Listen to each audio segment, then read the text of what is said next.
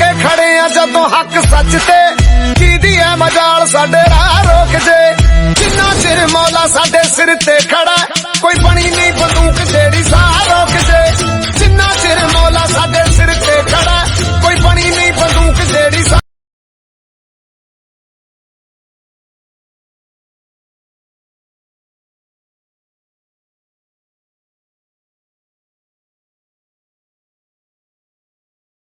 एक ही मुतालबा कर रहे हैं कि हमारा हक हमें मिले, हमारा प्लाट हमें मिले।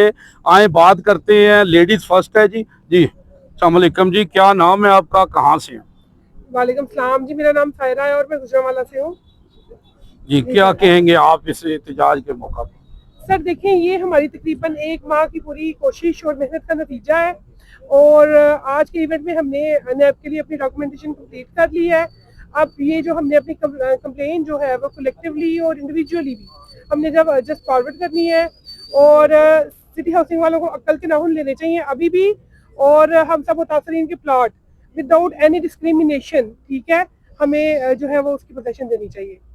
जी जी बिल्कुल जी जी हाँ जी।